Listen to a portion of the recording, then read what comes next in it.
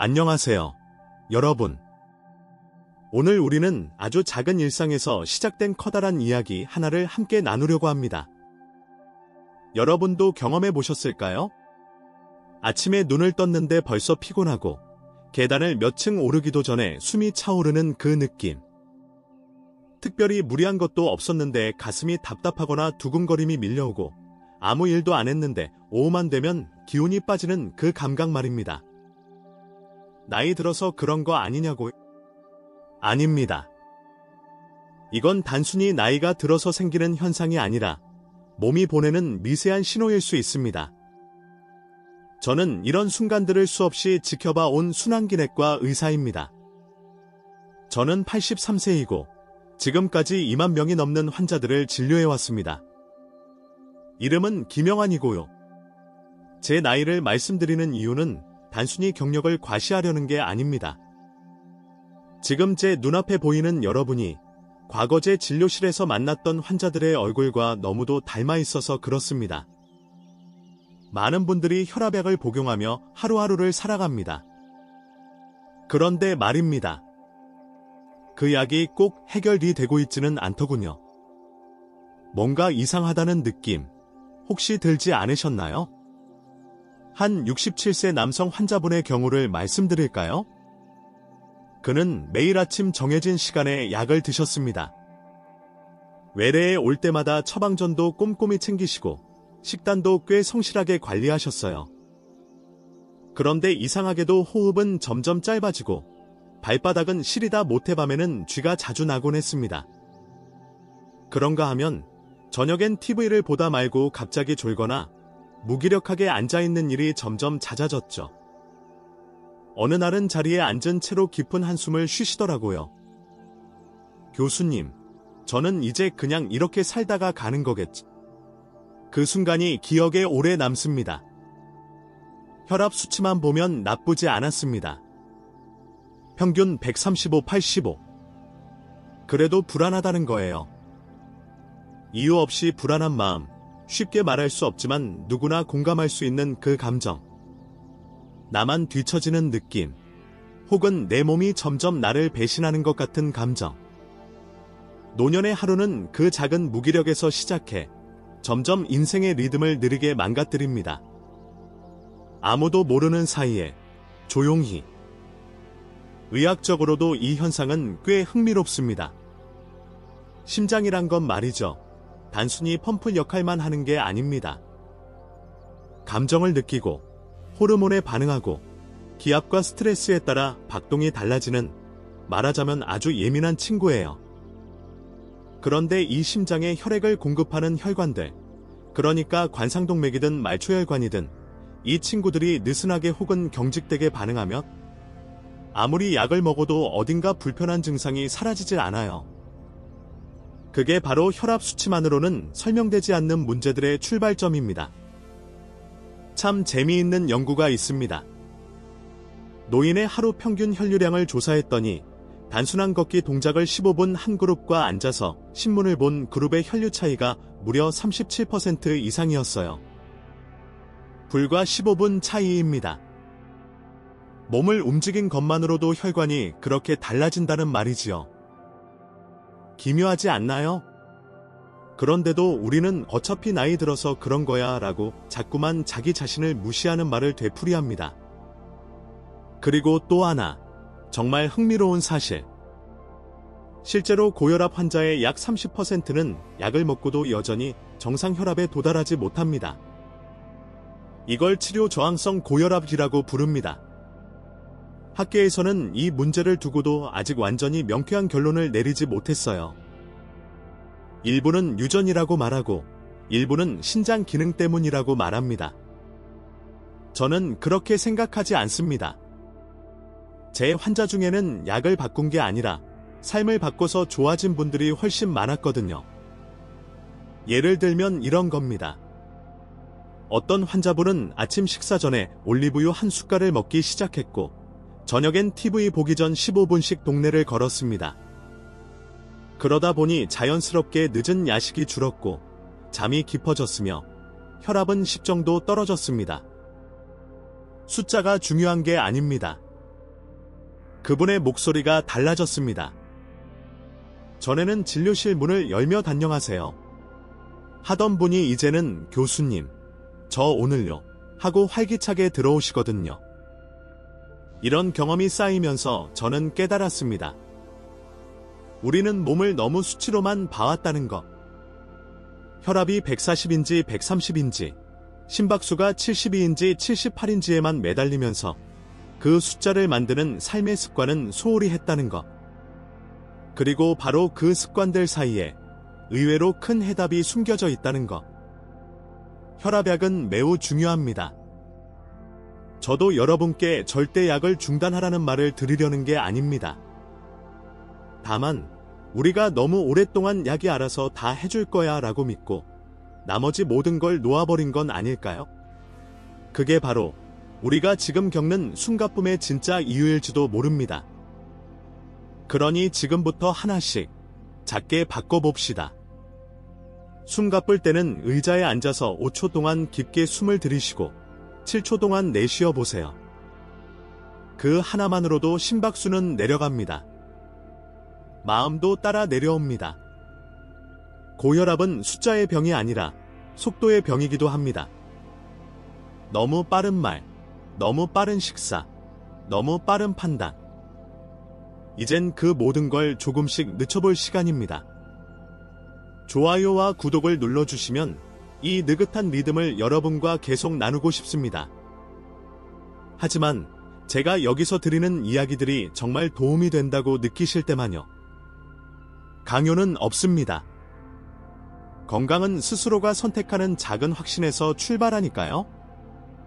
제가 처음 순환기내과 전공의로 병원 복도를 뛰어다니던 시절에는 혈압을 낮추기 위한 처방전이 진리처럼 여겨졌습니다. 어떤 약이냐, 몇 mg를 쓰느냐, 언제 복용하느냐. 그게 곧 치료였죠. 그런데 진료를 하면 할수록, 그리고 환자들과 긴 세월을 함께하면 할수록 이 공식은 너무나 불완전하다는 것을 깨닫게 됩니다. 약은 분명히 중요합니다. 하지만 약만으로는 절대로 해결되지 않는 무언가가 있습니다. 마치 오랫동안 눌린 상처에 반창고만 붙이고 낫기를 기다리는 것처럼요. 고혈압이라는 질환은 단순히 혈관이 좁아지고 압력이 올라간 상태를 의미하는 게 아닙니다. 그 안에는 스트레스, 수면 부족, 잘못된 식습관, 미묘한 염증 반응, 그리고 무엇보다 삶의 리듬이 깨진 결과들이 얽혀 있습니다. 그래서 약만으로 이 모든 것을 고치기는 어려운 겁니다. 사실 이 부분은 의사들도 잘합니다. 다만 외래 진료실에서 3분, 길어야 5분밖에 없는 상황에서 약 외에 더 깊은 이야기를 나눌 여유가 없는 게 현실이죠. 그래서 어떤 분들은 병원을 나오면서도 마음이 허전하다고 말씀하세요. 왜 이 가슴 답답함은 계속될까? 이 약을 평생 먹어야 하나? 그런 생각이 계속 맴도는 이유는 약이 아닌 다른 해답이 있다는 걸 우리 몸이 이미 알고 있기 때문일지도 모릅니다. 여기서 조금 의외의 사실 하나를 알려드릴게요. 대형 제약사들은 혈압약 개발에 수조 원을 씁니다. 그리고 그 약들의 기전은 대부분 칼슘 채널을 차단하거나 이뇨 작용을 하거나 안지오텐신 수용체를 차단하는 방식입니다. 물론 효과가 있습니다. 하지만 정작 우리 혈관을 건강하게 되돌리는 약은 존재하지 않습니다. 치료라기보다는 조절인 거죠. 이쯤 되면 이런 의문이 드실지도 모르겠습니다. 그럼 우리는 약을 끊어야 하나요? 아닙니다. 제가 강조하고 싶은 건 약을 끊자는 게 아니라 넘어서자는 겁니다. 약물 치료는 분명히 고혈압으로 인한 급성 합병증을 막아주는 중요한 도구입니다. 하지만 그것만으로는 부족해요. 왜냐하면 우리가 놓치고 있는 건 혈관 자체의 건강, 그리고 그 건강을 만들어내는 생활의 요소들이니까요. 한 가지 사례를 들려드릴게요. 63세 여성분이 있었습니다. 15년 동안 고혈압약을 복용하셨고 수치는 어느 정도 안정적이었어요. 그런데 늘 피곤하다고 하셨습니다. 기운이 없고 하루 종일 눕고만 싶고 그 보궐력은 생활의 아주 작은 변화에서 시작됩니다. 그러니 다음부터 약을 드실 때 이렇게 생각해 보세요. 이 약은 내 선택을 도와주는 도구일 뿐, 주인이 아니다. 약의 주인이 되어 보세요. 여러분이 혈압을 조절하는 게 아니라 여러분이 삶을 조절하기 시작하는 겁니다. 혈압을 낮추고 혈관을 되살리는 데 있어서 가장 근본적인 접근은 무엇일까요? 제 경험상 삶의 리듬을 바꾸는 일과 더불어 중요한 열쇠가 바로 영양소입니다. 약물 치료가 즉각적인 수치를 조절한다면 올바른 영양소 섭취는 그 수치를 더 이상 높이지 않도록 바탕을 다져주는 역할을 합니다. 이건 마치 집을 짓는 일과 비슷합니다. 약이 벽을 세운다면 영양소는 그 벽이 무너지지 않도록 받쳐주는 기초가 되는 셈이죠. 제가 가장 자주 권하는 3가지 영양소가 있습니다. 바로 오메가3 지방산, 마그네슘, 비타민 K입니다. 이 3가지는 그 자체로도 강력한 작용을 하지만 서로가 서로의 작용을 도와주는 조화를 이룹니다. 마치 심장, 배, 간이 따로 존재하지만 몸 전체로서 유기적으로 움직이는 것처럼요. 먼저, 오메가3. 많은 분들이 이름은 익숙하실 거예요. 하지만 그 작용에 대해 자세히 아시는 분은 많지 않습니다. 오메가3는 혈관 내벽의 염증을 줄이고 혈액을 묽게 만들어 혈류를 부드럽게 만들어줍니다. 혈관을 좁게 만드는 주범 중 하나가 바로 염증과 점도 높은 혈액이거든요. 고혈압은 단순히 혈액량이 많아서가 아니라 피가 끈적이고 통로가 좁기 때문에 압력이 높아지는 경우가 많습니다. 기억에 남는 환자분이 한 분 계십니다. 69세 김철수 씨였어요. 늘 얼굴이 붉고 손발이 찬 분이었는데 고혈압 약을 복용한 지 5년째였죠. 하루 1.5g의 오메가3 보충제를 3개월간 복용한 결과 수축기 혈압이 155에서 135로 떨어졌습니다. 큰 변화였습니다. 무엇보다 본인은 몸이 가벼워졌다고 표현하셨어요. 수치도 중요하지만 본인의 체감이 그렇게 달라졌다는 건 엄청난 개선의 신호입니다. 오메가3는 하루 1-2g이면 충분합니다. 하지만 주의해야 할 점이 있어요. 이미 혈액 희석제를 복용 중이신 분은 출혈 위험이 있기 때문에 반드시 주치의와 상의하셔야 합니다. 그 점만 주의하신다면 이건 부엌에서 찾을 수 있는 가장 강력한 혈관 동반자입니다. 두 번째는 마그네슘입니다. 이 성분은 사실 상당히 과소평가되어 있습니다. 하지만 알고 보면 혈관 건강에서 가장 중요한 역할을 합니다. 마그네슘은 일종의 자연산 칼슘 채널 차단제 역할을 합니다. 칼슘은 혈관 수축을 유도하는데 마그네슘은 그 수축을 부드럽게 조절해줍니다. 마치 신호등이 제멋대로 바뀌는 교차로에 누군가가 들어가서 교통을 정리해주는 것처럼요. 실제 미국 심장학회에 발표된 연구에 따르면 마그네슘 보충만으로 수축기 혈압이 평균 4.18, 이완기 혈압은 2.27 낮아졌다고 합니다. 물론 수치는 상황에 따라 다르겠지만 꾸준히 섭취한 사람에게서는 명확한 개선이 있었습니다. 제 환자 중 박영애 씨는 71세였고 평소 밤마다 다리에 쥐가 자주 나는 증상을 겪고 계셨습니다. 수면도 그만큼 나빴고요. 하루 400mg의 마그네슘을 저녁 식사 후 복용하기 시작한 지 2달이 지나자 혈압은 148, 88에서 132, 78로 안정되었고 무엇보다 숙면이 가능해졌다고 하셨어요. 아침마다 피곤해서 늦게까지 누워있던 습관도 사라졌다고요. 다만 신장 기능이 저하된 분은 마그네슘 보충제를 섣불리 드시면 안 됩니다. 체내에 축적될 수 있기 때문입니다. 이런 경우엔 식품으로 대체하는 편이 더 안전합니다. 바나나, 두부, 견과류가 좋은 예죠. 세 번째는 조금 낯설 수 있는 비타민 K입니다. 많은 분들이 칼슘 보충제를 챙겨 드시지만 칼슘이 어디에 작용하는지는 크게 고민하지 않으시죠. 비타민 K는 이 칼슘을 어디로 보내야 할지 지시하는 교통경찰 같은 역할을 합니다. 혈관으로 가면 위험하고 뼈로 가면 유익하죠.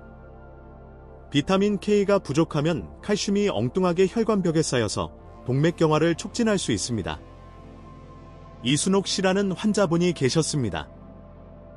혈압약을 3년 복용하셨지만 큰 변화가 없던 분이었어요. 식단에 시금치, 나토, 브로콜리 등 비타민 K가 풍부한 음식을 늘리도록 권해드렸습니다. 6개월 후 약의 용량을 절반으로 줄일 수 있었고 얼굴빛도 맑아졌습니다.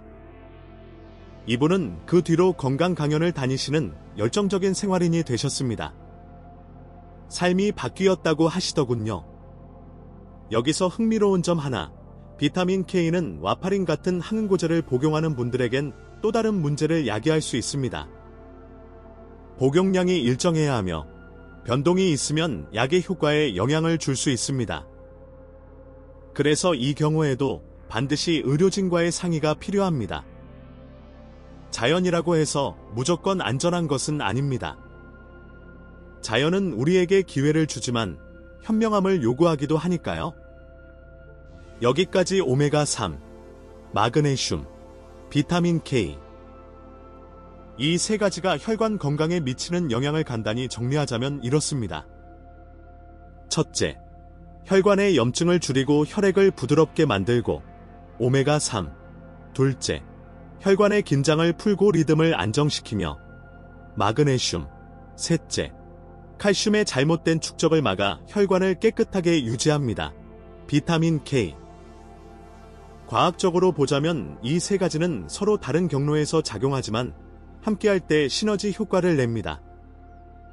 마치 오케스트라처럼요.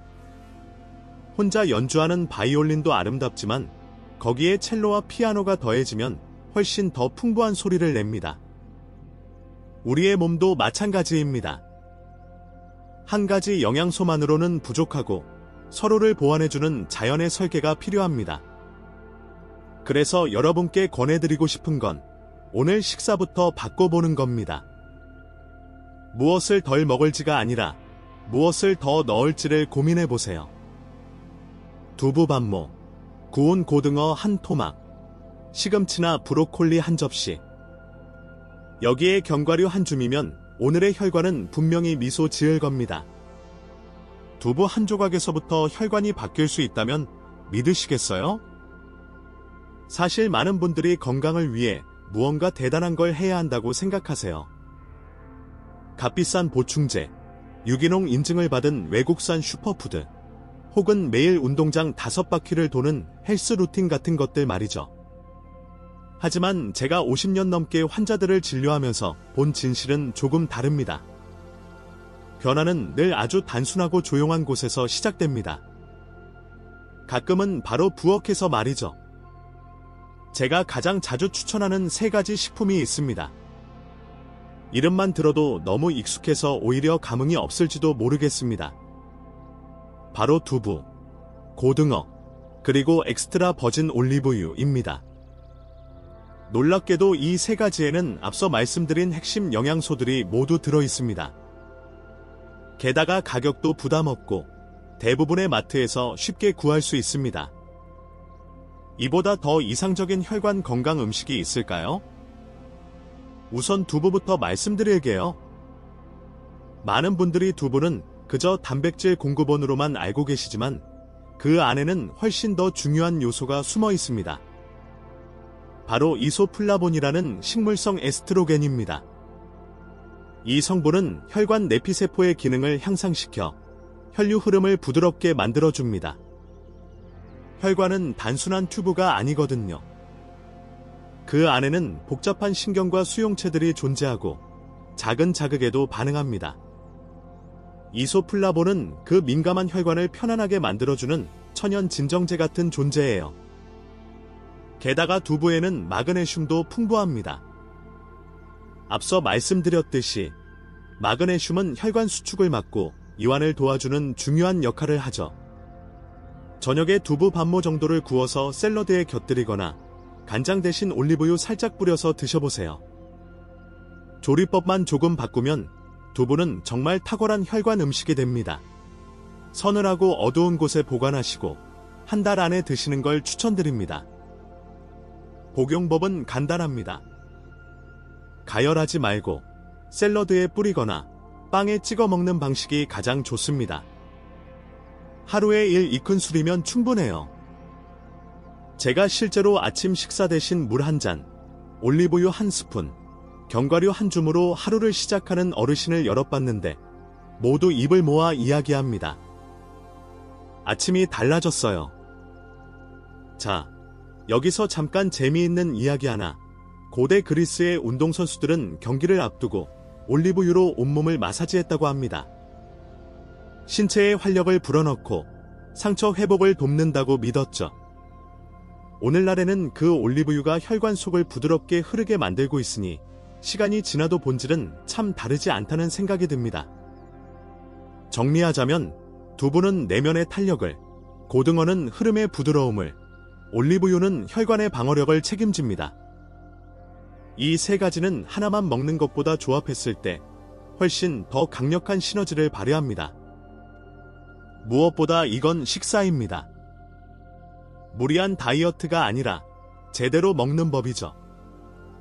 어르신들께 항상 이렇게 말씀드립니다. 고혈압은 굶어서 고치는 병이 아니라 잘 먹어서 돌보는 병입니다. 오늘 저녁 식탁 위에 두부반모, 고등어 한 토막, 그리고 샐러드에 올리브유 한 스푼을 올려보세요. 별것 아닌 것 같지만 그 조용한 한 끼가 여러분의 혈관을 다시 걷게 할지도 모릅니다.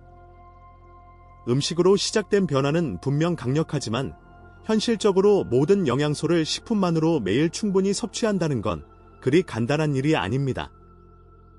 특히 입맛이 줄어드는 노년기에는 식사량 자체가 줄어들기 때문에 필요한 영양소를 제대로 흡수하기가 더 어렵죠. 그래서 저는 적절한 자연 보충제의 도움을 받는 것도 하나의 훌륭한 선택이라고 생각합니다. 하지만 여기서 조심하셔야 할 부분이 있어요. 보충제는 만병통치약이 아닙니다. 잘못 선택하거나 복용 시기를 놓치거나 약물과 충돌하게 되면 오히려 해가 될 수도 있습니다. 그래서 저는 늘 말씀드리죠. 보충제는 음식과 약 사이에 있는 조심스러운 다리라고요. 그 다리를 건널 때는 지식과 경험이 필요합니다. 제가 환자들에게 실제로 추천하고 변화가 있었던 5가지 자연 보충제를 지금부터 하나씩 소개해 드릴게요. 단, 언제나 말씀드리는 것처럼 반드시 주치의와 상담 후에 시작하셔야 한다는 점 잊지 마세요. 첫 번째는 폴리코사놀입니다. 이름이 생소하실 수 있는데요. 이건 사탕수수에서 추출한 천연 성분입니다. 콜레스테롤 수치를 낮추는 작용을 하는데 기전은 우리가 잘 알고 있는 스타틴 계열 약물과 유사합니다. 하지만 부작용이 훨씬 적어요. 특히 근육통이나 간 효소 수치 상승 같은 부작용 없이 콜레스테롤을 조절할 수 있는 경우가 많습니다. 제 환자 중 74세 박종환 씨는 바로 이 보충제를 통해 삶이 달라진 경우였어요. 스타틴을 복용한 뒤부터 매일 밤 다리에 쥐가 나고 근육이 무거워지는 증상에 시달리셨는데 폴리코사놀로 전환하고 나서는 불편이 사라졌고 총 콜레스테롤 수치도 유지되고 있었습니다. 복용은 저녁 식후에 10에서 20mg이 적당하며 특히 밤에 콜레스테롤이 합성되기 때문에 이 시간대가 중요합니다. 단, 스타틴과 병용은 금지입니다. 두 번째는 다시 등장하는 오메가3 보충제입니다. 아무리 고등어를 좋아하셔도 매주 3번씩 꾸준히 먹는 건 생각보다 어렵습니다. 그럴 땐 보충제가 확실한 대안이 될 수 있습니다. 하지만 선택 시 주의사항이 있습니다. EPA와 대해 비율, 그리고 제품의 순도가 핵심입니다. 혈관 건강을 중점으로 보신다면 EPA 비중이 더 높은 제품을 고르세요. EPA, 대세이 1 또는 3, 1이 적당합니다. 복용은 식후, 특히 기름기 있는 음식과 함께 드셔야 흡수가 잘 됩니다. 지용성이기 때문에 공복에는 흡수율이 떨어질 수 있어요. 하루 1-2g이 적당한 복용량이며 트림이나 위장 불편이 생긴다면 냉장 보관을 해보시거나 장용 캡슐을 선택하시는 것도 방법입니다. 세 번째는 비타민 B 복합체입니다. 특히 별표 B6, B12, 엽산, B9, 별표은 혈관 건강에 매우 중요한 역할을 합니다. 왜냐고요? 이 세 가지는 호모시스테인이라는 아미노산을 조절합니다. 호모시스테인이 높아지면 혈관 내벽을 손상시키고 혈전 형성을 촉진할 수 있어 심혈관 질환의 위험이 올라갑니다. 비타민 B 복합체는 이 호모시스테인을 낮추는 데 효과적이라는 연구 결과가 다수 발표됐습니다. 예를 들어 미국 심장학회에서는 비타민 B군을 복용한 그룹이 그렇지 않은 그룹에 비해 호모시스테인 수치가 평균 25% 감소했다는 결과를 보고했죠. 복용은 아침 식후가 좋습니다. 왜냐하면 B군은 에너지 대사와 관련이 많기 때문에 저녁에 복용하면 잠에 방해가 될 수 있거든요. 만약 고혈압과 함께 피로감, 기분 저하, 손발 저림 증상이 동반된다면 B군 결핍도 의심해 볼 수 있습니다. 네 번째는 코엔자임 Q10입니다. 이름만 들어도 뭔가 생기 넘치는 느낌이죠? 그 이유는 이 성분이 실제로 세포의 에너지 공장, 즉 미토콘드리아에서 중요한 역할을 하기 때문입니다. 특히 심장 근육세포는 다른 세포보다 훨씬 많은 에너지를 필요로 하기 때문에 코엔자임 Q10이 충분하지 않으면 심장 기능이 약해지기 쉽습니다. 또한 이 성분은 항산화 작용이 강해 혈관 내 염증을 줄이는데도 효과적입니다. 나이가 들수록 체내 생산량이 감소하기 때문에 보충이 필요해지는 시기가 오죠. 일본의 한 연구에서는 코엔자임 Q10을 하루 100mg씩 12주 복용한 고혈압 환자에서 수축기 혈압이 평균 10mmHg 감소한 결과도 있었습니다. 제 환자 중 72세 김순례 씨는 만성 피로와 부정맥으로 고생하셨는데 코엔자임 Q10 복용 후 피로감이 줄고 하루 중 심장이 두근거리는 빈도도 현저히 줄었다고 말씀하셨어요. 복용은 저녁 식사 후가 가장 효과적입니다. 마지막 다섯 번째는 조금 특별한 성분, 레스베라트롤입니다. 어디서 많이 들어본 이름 같지 않나요? 네, 바로 적포도 껍질에 풍부하게 들어있는 천연 폴리페놀입니다.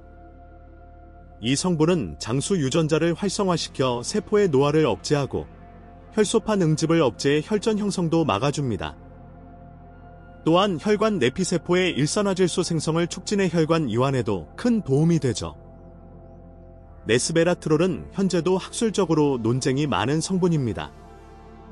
일부 연구에서는 아주 높은 농도의 레스베라트롤이 오히려 효능이 떨어진다고도 보고합니다. 하지만 적절한 용량, 즉 하루 100에서 500mg 범위에서는 명확한 혈관 개선 효과가 확인되고 있어요. 복용은 저녁 식후가 좋습니다. 체내 산화 스트레스를 줄이는 작용이 밤 동안 이루어지기 때문이죠. 단, 레스베라트롤은 제품마다 흡수율 차이가 큽니다. 트랜즈, 형태가 함유된 제품인지 꼭 확인하시고 가능하다면 지용성 보조 성분이 들어있는 제품을 선택하세요. 여기까지 말씀드린 5가지 보충제 폴리코사놀, 오메가3, 비타민 B 복합체, 코엔자임 Q10, 레스베라트롤 이 모두를 한꺼번에 시작하라는 뜻은 아닙니다. 절대로 아닙니다. 저는 항상 강조합니다. 한 번에 하나씩 3개월 이상 꾸준히, 그리고 반드시 전문가와 상의하라고요. 노년의 건강은 속도전이 아니라 지구력 싸움입니다. 오늘 하나 시작하고 4달에 하나 더 추가하고 반년 후에 습관이 된 것을 되돌아볼 수 있다면 그것만큼 값진 일이 어디 있을까요? 약이 줄어들고 피로가 사라지고 계단을 오르던 그 숨가쁨이 점점 사라지는 순간, 그건 의학이 아닌 삶의 힘에서 비롯된 기적일 겁니다. 걷는다는 것은 단지 발을 옮기는 일이 아닙니다. 저는 이 나이에 이르러서야 그것을 정말로 이해하게 되었어요. 하루 30분 걷는 일은 내 몸과 대화하는 시간이고 잃어버린 리듬을 회복하는 일이며 어제보다 조금 더 나은 나로 나아가는 가장 단순한 방법입니다. 저는 이 이야기를 진료실에서 수도 없이 반복해왔습니다. 약보다 먼저 시작합니다. 기름기 없는 단백질과 좋은 지방을 동시에 섭취할 수 있는 훌륭한 선택이죠. 두 번째, 공복에 올리브유 1스푼. 이미 앞에서 말씀드렸지만 아침에 일어난 직후 물 한 잔과 함께 올리브유 1큰술을 마시는 습관은 혈관에 매우 긍정적인 영향을 줍니다. 아침에 몸은 가장 민감한 상태이기 때문에 이때 주는 자극은 하루 전체에 큰 영향을 미칩니다.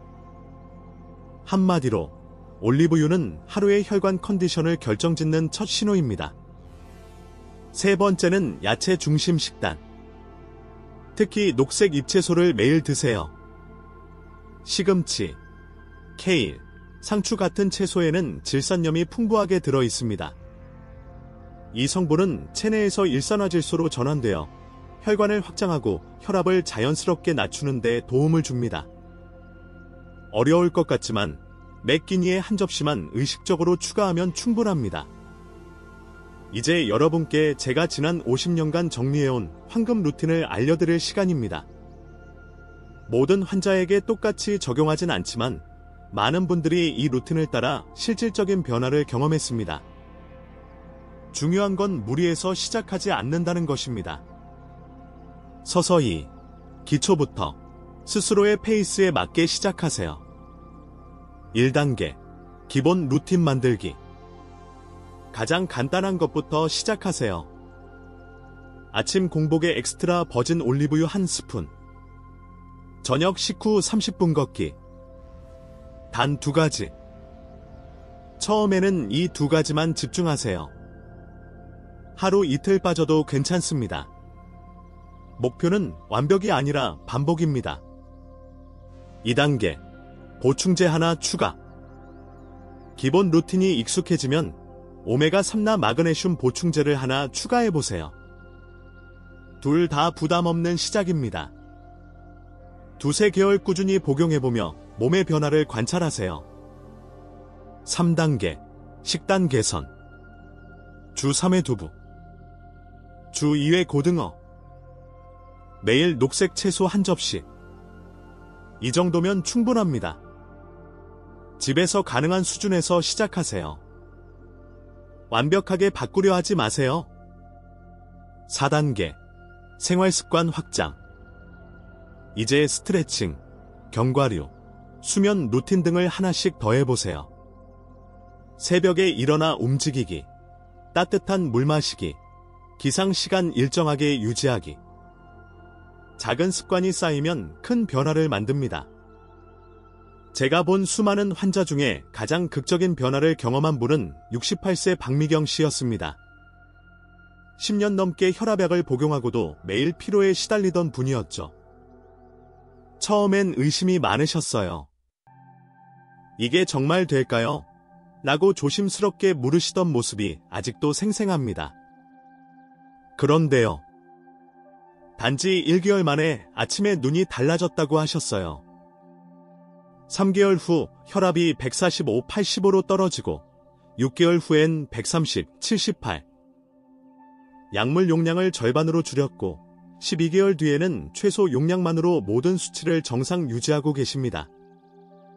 무엇보다 손자들과 함께 뛰어놀고 다시 등산을 시작하신 게 가장 큰 기쁨이셨다고 말씀하셨어요. 그 변화의 시작은 완벽함이 아닌 작은 실천이었습니다. 이제 여러분의 차례입니다. 이 모든 이야기를 여기까지 듣고 계신다면 이미 여러분은 변화를 시작하신 겁니다. 두려워하지 마세요. 지금 이 순간도 여러분의 혈관은 회복을 향해 움직이고 있습니다. 오늘 여러분과 나눈 이야기는 단순히 혈압을 낮추는 법이 아니었습니다. 오히려 우리는 그보다 더 깊은 차원의 질문을 함께한 셈입니다. 어떻게 해야 내 몸이 나와 협력하게 만들 수 있을까? 어떻게 해야 노년의 하루하루를 활력 있게 살 수 있을까? 그 시작은 늘 작고 조용합니다. 부엌에서 꺼낸 두부 한 조각, 아침 공복에 마신 올리브유 1스푼, 저녁에 걸은 동네 한 바퀴. 그 사소한 반복이 혈관을 회복시키고 몸의 리듬을 되돌리고 결국엔 삶의 질을 바꿉니다. 보충제도 마찬가지입니다. 폴리코사놀, 오메가3, 비타민 B, 코엔자임 Q10, 레스베라트롤. 자연에서 온 이 성분들은 약을 대체하진 않지만 몸을 다시 건강하게 만드는 데 중요한 역할을 합니다. 하지만 무엇보다도 중요한 건 완벽함보다 꾸준함, 결심보다 습관, 혼자보다 함께입니다.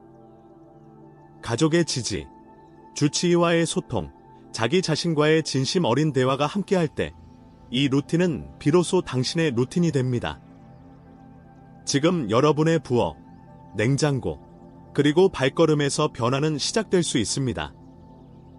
아주 조용히, 그러나 단단하게. 그 첫걸음을 오늘, 지금 내디디시길 바랍니다.